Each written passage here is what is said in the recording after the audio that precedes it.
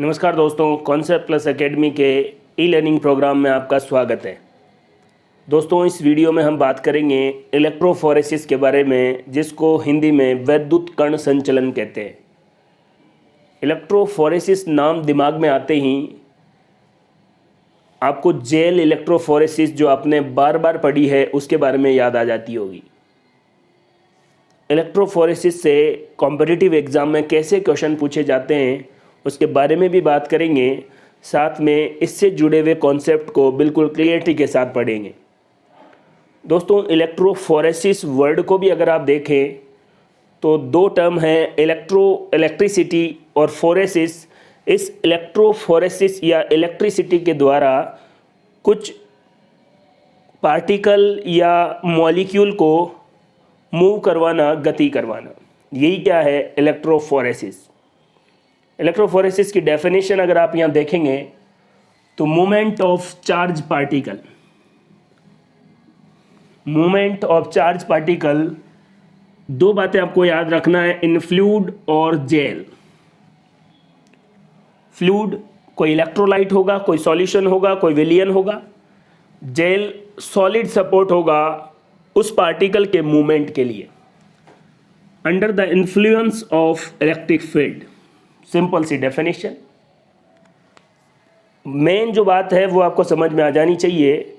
Electric field apply करके आप किसी चार्ज पार्टिकल को मूव करवा रहे हैं, तो सॉल्यूशन में मूव करवा रहे हैं या किसी सॉलिड सपोर्ट वाले मीडियम में मूव करवा रहे हैं। आवेशित कणों की इलेक्ट्रोलाइट और सॉलिड सपोर्ट, जिसको जेल कह रहे हैं, में विद्युत क्षेत्र के प्रभाव में होने वाली गति इलेक्ट्रोफोरेसिस कहलाती है। डेफिनेशन बिल्कुल आसान है। सिंपल लैंग्वेज में अगर आप याद करना चाहें तो कह सकते हैं कि आप क्या कर रहे हैं, किसी चार्ज पार्टिकल का मूवमेंट दिखा रहे हैं। मीडियम क्या हो सकता है, सॉल्यूशन भी हो सकता है, और क्या हो सकता है, सॉलिड सपोर्ट जिसको जेल कहते हैं वो भी हो सकता है। अब इस मूवमेंट को आप इलेक्ट्रिक फील्ड की इन्फ्लुएंस में करवा रहे हैं, तो ये हो गया इलेक्ट्रोफोरेसिस। मैंने आपको यहाँ पर दो टर्म बताए हैं, एक है फ्लूइड, एक है जेल, जिसको मैंने यहाँ पर ऐसे लिखा है। फ्लूइड को अपन कह रहे हैं इलेक्ट्रोलाइट और जेल क्या है, सॉलिड सपोर्ट। अगर इलेक्ट्रोफोरेसिस का जो मीडियम है वो फ्लूइड या इलेक्ट्रोलाइट हो तो उसको हम कहेंगे मूविंग बाउंड्री इलेक्ट्रोफोरेसिस, या इसी को कहते हैं फ्री बाउंड्री इलेक्ट्रोफोरेसिस। और पहली बार इसको डेवलप किया टाइसेलियस नामक वैज्ञानिक ने 1937 में। डेफिनेशन क्या है इलेक्ट्रोफोरेसिस? दो आपने मीडियम लिए, एक लिक्विड हो सकता है, दूसरा सॉलिड हो सकता है। लिक्विड आप कह रहे हैं कि कोई सॉल्यूशन है जिसमें आप चार्ज पार्टिकल को मूव करवा रहे हैं। सॉलिड में आप कोई सॉलिड सपोर्ट है, ज़्यादातर यूज जेल का किया जाता है। इन दोनों में जो भी मूवमेंट हो रही है उसी को अपन क्या कह रहे हैं, इलेक्ट्रोफोरेसिस। अब अगर सॉल्यूशन में मूवमेंट हो रही है तो उसको कहेंगे मूविंग बाउंड्री, और इसको डेवलप किया टाइसेलियस ने। यहाँ पर आप देख रहे होंगे ये है इलेक्ट्रोफोरेसिस के लिए जो उपकरण काम में लिया जाता है। यहाँ पर आपने इलेक्ट्रोड लगा लिए, ये नेगेटिव, ये पॉजिटिव, और ये इसका चेम्बर है। जहाँ पर आप सैंपल लोड करते हैं उस जगह को वेल के नाम से जाना जाता है, कूप के नाम से। आपने यहाँ पर सैंपल लोड कर दिए और इलेक्ट्रिक फील्ड या विद्युत क्षेत्र अप्लाई कर दिया। थोड़ी देर बाद आप देखेंगे कि यहाँ से सैंपल में जो भी मॉलिक्यूल आपने डाले थे वो यहाँ से मूव करके यहाँ आ जाएगी। सैंपल के जो पार्टिकल हैं उनकी मूवमेंट की स्टडी को आप बड़े ध्यान से देखें।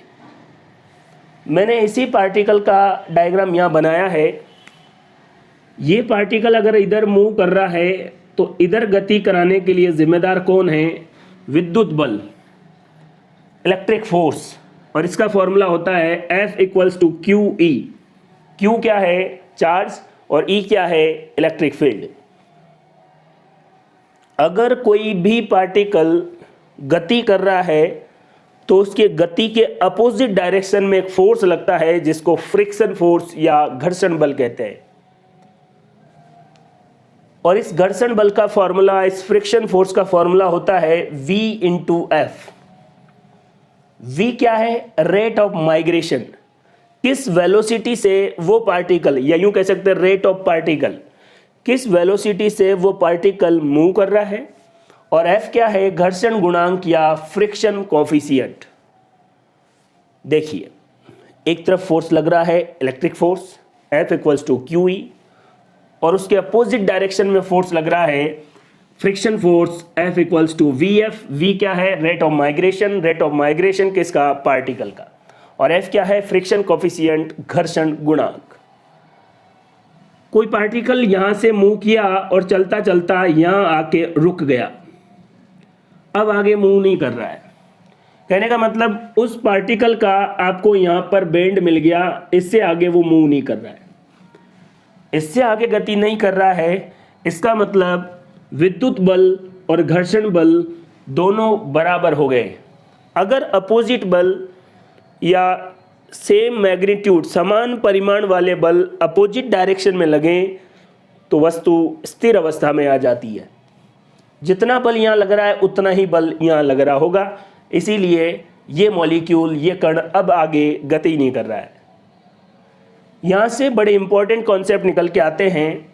एग्जाम में ज़्यादातर एक टर्म से रिलेटेड क्वेश्चन पूछे जाते हैं और वो टर्म है म्यू, इलेक्ट्रोफोरेटिक मोबिलिटी, जिसको म्यू से रिप्रेजेंट कर रहे हैं। इसका फॉर्मूला है V/E।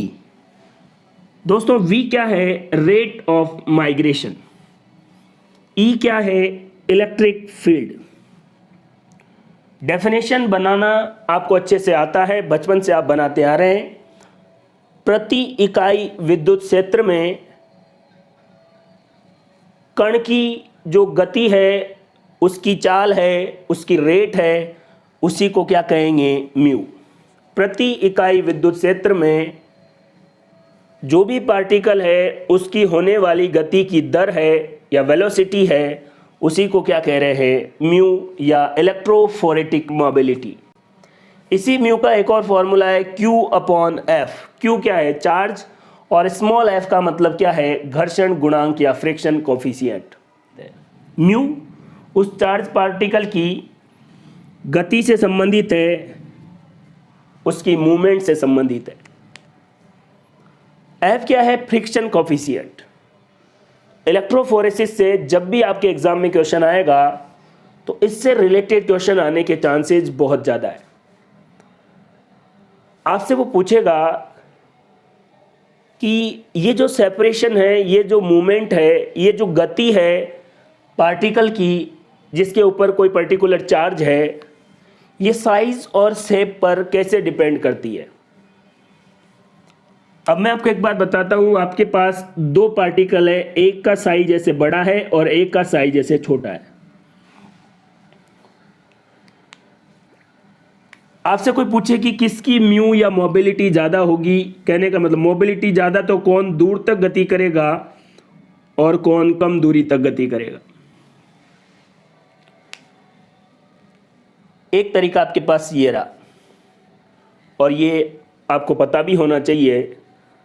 अगर किसी पार्टिकल की साइज़ ज़्यादा है तो उसका सरफेस एरिया ज़्यादा होगा, और सरफेस एरिया जब ज़्यादा हो रहा है तो उसका फ्रिक्शन कोफिशिएंट भी ज़्यादा होगा, और अगर फ्रिक्शन कोफिशिएंट ज़्यादा होगा तो मोबिलिटी कम होगी। इसीलिए ज़्यादा साइज वाला पार्टिकल कम डिस्टेंस ट्रेवल करता है। लेकिन अगर पार्टिकल छोटा होगा तो उसका सरफेस एरिया कम होगा, सरफेस एरिया कम होगा तो फ्रिक्शन कोफिशिएंट क्या होगा? कम, और फ्रिक्शन कोफिशिएंट कम होगा तो मोबिलिटी क्या होगी? ज़्यादा होगी। साइज और शेप का मूवमेंट से क्या रिलेशन है, एक तो आप इस फॉर्मूले से समझ सकते हैं। अगर आपको इससे नहीं समझना है तो आप इस फॉर्मूले को ध्यान में रखें।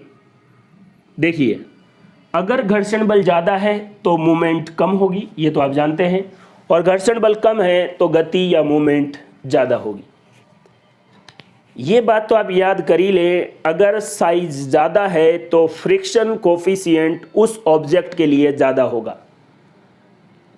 जो मोटा है, जिसकी साइज ज़्यादा है, ये देखिए उसका फ्रिक्शन कोफिशिएंट ज़्यादा, फ्रिक्शन कोफिशिएंट ज़्यादा तो फ्रिक्शन फोर्स भी ज़्यादा, और जब फ्रिक्शन फोर्स ज़्यादा तो मूवमेंट कम होगी।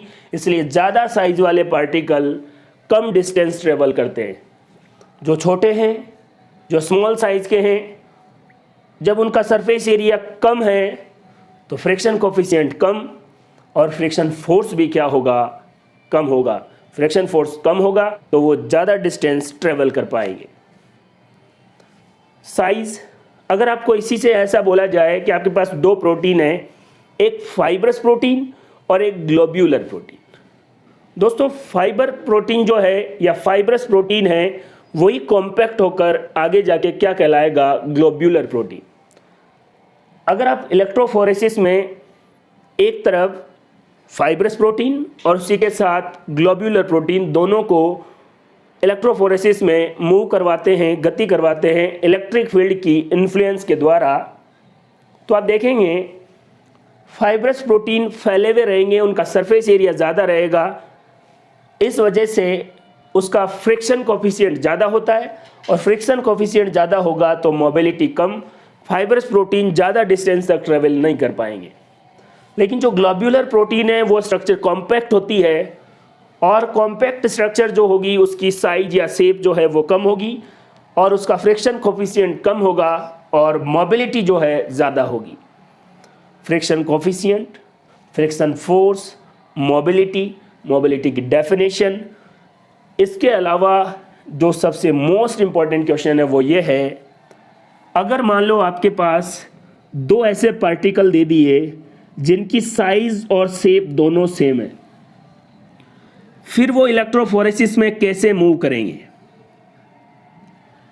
अगर साइज और शेप दोनों सेम है तो फिर आपको पार्टिकल का क्या देखना है, चार्ज।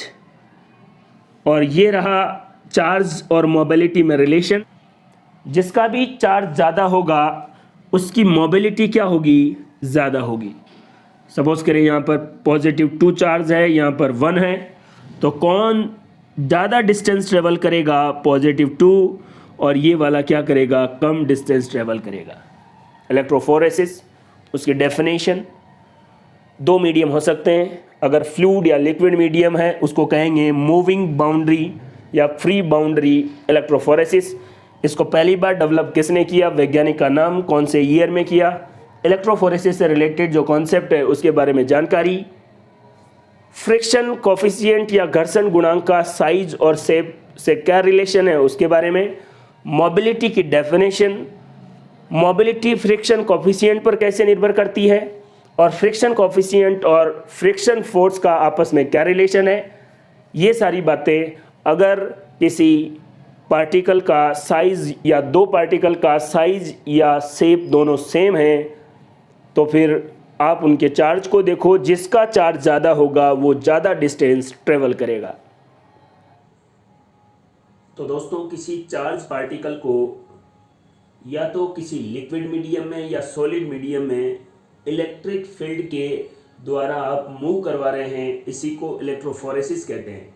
हमने बात की थी यदि अगर मीडियम आप लिक्विड लेते हैं, फ्लूइड लेते हैं, तो उसको मूविंग बाउंड्री या फ्री बाउंड्री इलेक्ट्रोफोरेसिस कहते हैं, जिसको 1937 में डेवलप किया टाइसेलियस नामक वैज्ञानिक ने। यदि यही मीडियम सॉलिड हो, और इस सॉलिड के रूप में ज़्यादातर जेल का यूज करते हैं, अगर सपोर्टिंग मीडियम या जिस मीडियम में आप पार्टिकल को मूव करवा रहे हैं वो सॉलिड है, तो इस टाइप की इलेक्ट्रोफोरेसिस को नाम दिया गया है जॉन इलेक्ट्रोफोरेसिस। ये देखिए, sample move in solid support, तो इसे क्या कहेंगे, जॉन इलेक्ट्रोफोरेसिस या जोनल इलेक्ट्रोफोरेसिस। अब अगर आपके पास ये जो मीडियम है सॉलिड सपोर्ट, ज़्यादातर तो जेल का इस्तेमाल होता है, लेकिन अगर फिल्टर पेपर का यूज़ किया जाए तो इस इलेक्ट्रोफोरेसिस को कहा जाएगा पेपर इलेक्ट्रोफोरेसिस। यदि सॉलिड सपोर्ट के रूप में फिल्टर पेपर का यूज किया जाए तो इसको पेपर इलेक्ट्रोफोरेसिस कहा जाएगा। अगर जेल का यूज किया जाए तो फेमस नाम जेल इलेक्ट्रोफोरेसिस कहा जाएगा। जेल इलेक्ट्रोफोरेसिस जनरली डीएनए को उसके साइज के अकॉर्डिंग सेपरेट करने में यूज आता है, ये आप सबको अच्छे से पता है। पेपर इलेक्ट्रोफोरेसिस का भी आजकल यूज नहीं किया जाता है, क्योंकि आपको पता है पेपर किसी प्लांट सेल से बना है। प्लांट सेल के अंदर या प्लांट सेल के अंदर जो सेल वॉल है वो सेलुलोज की होती है और वो बहुत सारे मॉलिक्यूल को एब्जॉर्ब कर लेती है, अधिशोषित कर लेती है और वो आपस में मिक्स कर लेती है। इसलिए सबसे शानदार सपोर्टिंग मीडियम कौन है? जेल। इसीलिए हम बात करते हैं जेल इलेक्ट्रोफोरेसिस के बारे में। जेल इलेक्ट्रोफोरेसिस, जेल वैद्युत कण संचलन। अब ये जेल कैसे प्रिपेयर करते हैं इस बारे में बात करते हैं। इसके लिए आपको दो कंपोनेंट चाहिए, दो घटक चाहिए। एक तो है एगरोज पाउडर और दूसरा है बफर। एगरोज पाउडर क्या है? समुद्री खरपतवार या सीवीड से प्राप्त होता है। रोडोफाइसी जो एल्गी है या रोडोफाइसी जो क्लास है उसकी एल्गी से प्राप्त होता है एगरोज। ये एक लीनियर पॉलीसेकेराइड है, रेखीय पॉलीसेकेराइड है, लीनियर पॉलीसेकेराइड है एगरोज पाउडर। इसमें एकलक इकाइयां या मोनोमर तो होती है एग्रोबायोज और कुछ जगह अल्टरनेट यूनिट के रूप में कौन होते हैं? गैलेक्टोज। कहने का मतलब एग्रोबायोज प्लस गैलेक्टोज ये दोनों आपस में मिलके एगरोज बनाती है और एगरोज क्या है? Linear polysaccharide. बफर सॉल्यूशन इसकी पीएच सामान्यतः 8 होती है और टीएच अगर 7 से ज्यादा है तो वो क्या हो गया? बेसिक नेचर, क्षारीय माध्यम। दो बफर सॉल्यूशन होते हैं, चाहे तो आप TBE ले लें चाहे आप TAE ले लें। TBE, टी का मतलब है ट्रिस बेस, इसमें भी टी का मतलब है ट्रिस बेस, ये तो सेम है। बी का मतलब है बोरिक एसिड, यहां पर ए का मतलब है एसिटिक एसिड। ई का मतलब है EDTA, ethylene diamine tetra acetic acid, यहां पर भी 0.5 EDTA। तो दोस्तों बफर सॉल्यूशन जो मैंने आपको TBE और TAE बताए हैं उनमें सिर्फ डिफरेंस है B और A का। देखो T का मतलब है ट्रिस बेस, यहां पर भी T का मतलब है ट्रिस बेस। E का मतलब है EDTA, E का मतलब है EDTA। बस B का मतलब है बोरिक एसिड और A का मतलब है एसिटिक एसिड। दो बफर है, अगर बोरिक एसिड का यूज करते हैं तो TB और एसिटिक एसिड का यूज करते हैं तो TAE। पीएच कितनी होनी चाहिए? अप्रोक्सीमेट में 8। अब बड़ी इंपॉर्टेंट बात क्या है बफर सॉल्यूशन के लिए कि बफर सॉल्यूशन के अंदर भी 3 कंपोनेंट है, ट्रिस बेस, कोई भी एसिड और EDTA। एसिड में बोरिक एसिड या एसिटिक एसिड है। दोस्तों ट्रिस बेस और बोरिक एसिड या एसिटिक एसिड ये क्या काम करते हैं? बफरिंग कैपेसिटी, बफरिंग का काम करते हैं। और किसी बफर का क्या यूज होता है? वो उस पर्टिकुलर सॉल्यूशन की पीएच को घटने या बढ़ने नहीं देते, पीएच को मेंटेन रखने का काम करते हैं। यहां पर ये बफरिंग कैपेसिटी का काम ट्रिस बेस या बोरिक एसिड या एसिटिक एसिड करेंगे। अगर बोरिक एसिड है तो बफर कौन सा हो गया? TB, और अगर एसिटिक एसिड है तो बफर कौन सा हो गया? TAE। फिर आपके दिमाग में आ रहा होगा कि सर EDTA क्या काम करता है? एथिलीन डायमीन टेट्रा एसीटेट या एसिटिक एसिड, यह है चिलेटिंग एजेंट, यह है चिलेटिंग एजेंट। EDTA किसकी तरह बिहेव करेगा? चिलेटिंग एजेंट की तरह। सर इस EDTA की जरूरत क्यों पड़ी? दोस्तों आपको पता है कि जेल इलेक्ट्रोफोरेसिस जनरली किसके लिए यूज होगा? DNA के लिए। डीएनए को उसकी साइज के अकॉर्डिंग अगर सेपरेट करना चाहते हैं तो सबसे शानदार तरीका है जेल इलेक्ट्रोफोरेसिस। आपने सैंपल में डीएनए लोड कर दिया, पता चला कि सॉल्यूशन में या कहीं से आपको मैग्नीशियम आयन मिल गया। एक एंजाइम होता है जो डीएनए को नष्ट करता है, उसको कहते हैं डीएनएज। देखो, ये बहुत बार आपको बताया जाता है, अगर ऐसा लिखा हो कि डीएनएज ये है बहुत सारे डीएनए, लेकिन अगर ऐसा लिखा हो इसका मतलब है डीएनए को डाइजेस्ट करने वाले एंजाइम। इसका मतलब है बहुत सारे डीएनए, इसका मतलब है डीएनए को डाइजेस्ट करने वाले एंजाइम। दोस्तों, डीएनए को डाइजेस्ट या पचाने वाले एंजाइम है डीएनएज। अगर ये डीएनएज इस डीएनए पर वर्क कर लिए तो इसका पाचन कर देंगे, इसको डाइजेस्ट कर देंगे, या यूं कह सकते हैं इसको नष्ट कर देंगे, तोड़ देंगे। लेकिन ये डीएनएज अकेला काम नहीं करता, इसको काम करने के लिए एक को फैक्टर की जरूरत है। और वो को फैक्टर कौन है? Magnesium ion. बड़ा इंपॉर्टेंट क्वेश्चन है। डीएनए को डाइजेस्ट करने वाले एंजाइम कौन है? डीएनएज। डीएनएज एंजाइम का को फैक्टर कौन सा है? मैग्नीशियम +2। अगर आप जेल इलेक्ट्रोफोरेसिस कर रहे हैं, मैग्नीशियम आयन डीएनएज के साथ जुड़कर अगर डीएनए को ही डाइजेस्ट कर देता है, तोड़ देता है, तो फिर आपके रिजल्ट वेरी करेंगे, आपके रिजल्ट गलत आएंगे। इसलिए आपको चाहिए कि कोई ऐसा कंपाउंड हो जो इस मैग्नीशियम के साथ अटैच्ड हो जाए, और इस मैग्नीशियम को किसके साथ वर्क नहीं करने दे?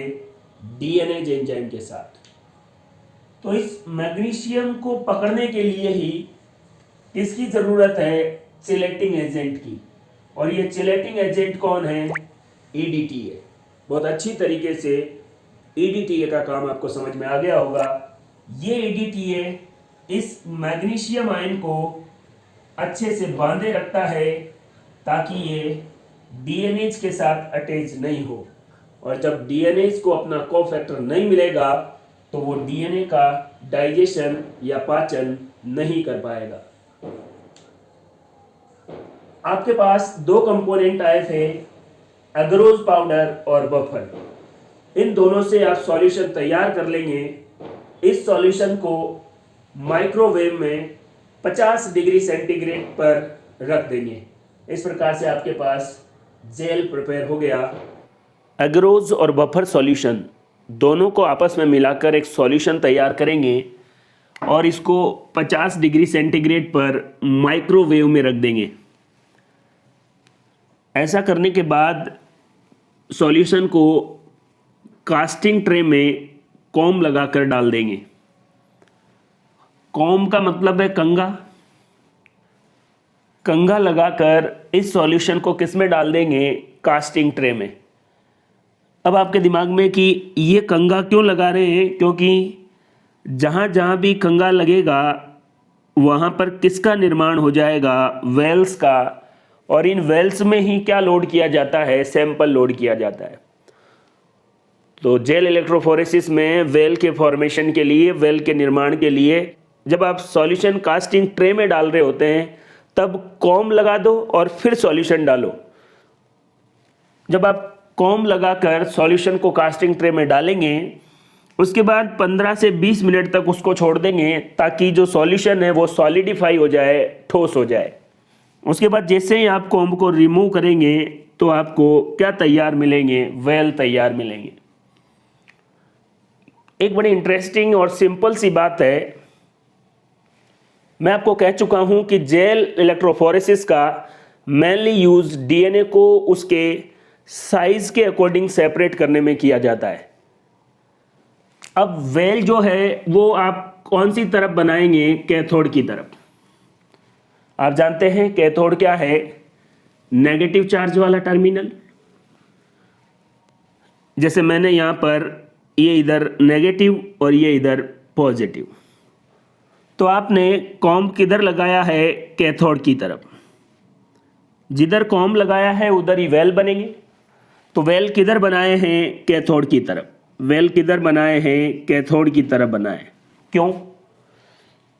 क्योंकि आपको पता है कि डीएनए कैथोड से एनोड की तरफ मूव करता है। कहने का मतलब डीएनए कैथोड से दूर जाता है, नेगेटिव से दूर जाता है और पॉजिटिव की तरफ अट्रैक्ट होता है।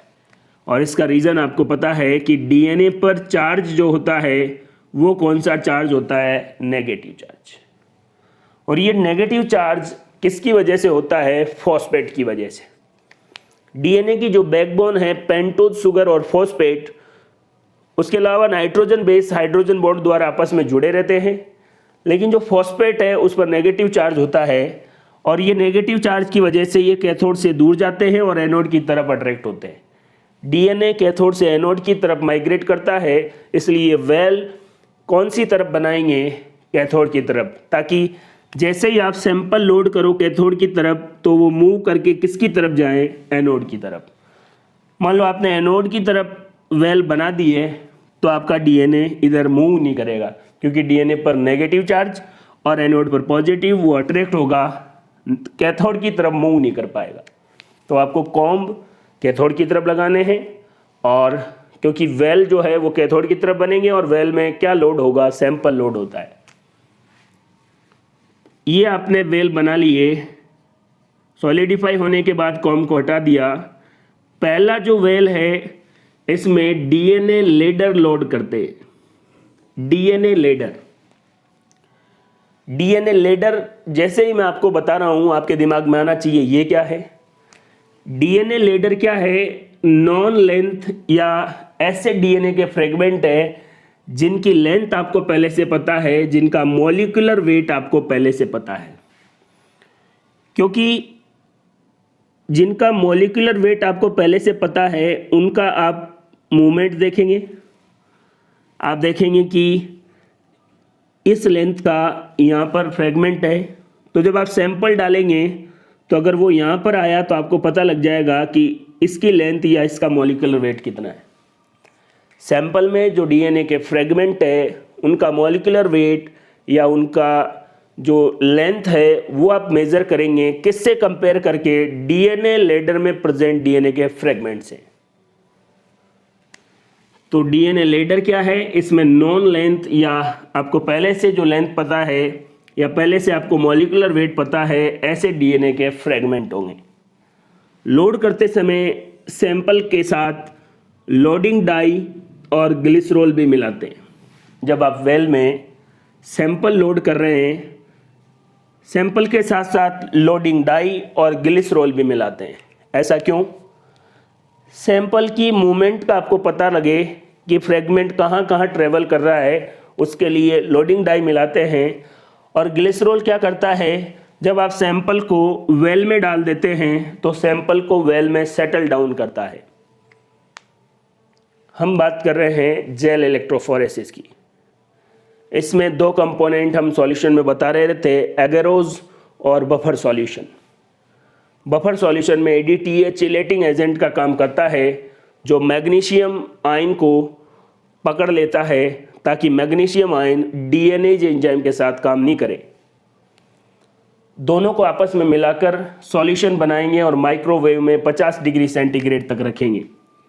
इस सॉल्यूशन को कास्टिंग ट्रे में आप डालेंगे, लेकिन पहले कॉम्ब लगा देंगे, क्योंकि कॉम्ब से वेल का निर्माण होता है और इन वेल में सैंपल लोड किए जाते हैं। कॉम्ब या वेल कैथोड की तरफ बनाएंगे, क्योंकि हम जेल इलेक्ट्रोफोरेसिस की बात कर रहे हैं और जेल इलेक्ट्रोफोरेसिस डीएनए के फ्रेगमेंट को उनके साइज के अकॉर्डिंग सेपरेट करना है। 15-20 मिनट बाद जब सॉलिडिफाई होंगे तो कॉम्ब को हटा लो और वेल में क्या करना है? सैंपल लोड करना है। पहला जो वेल है उसमें डीएनए लेडर डाल देते हैं। डीएनए लेडर ऐसे डीएनए फ्रेगमेंट है जिनकी आपको पहले से मॉलिक्यूलर वेट या लेंथ पता हो। इससे कंपेयर करके ही आप सैंपल के डीएनए की मॉलिक्यूलर वेट और लेंथ को कैलकुलेट करेंगे।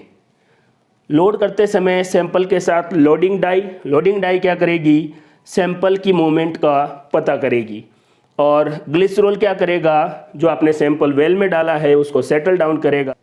80 से 150 वोल्ट का इलेक्ट्रिक फील्ड अप्लाई करेंगे और जेल रन करेंगे।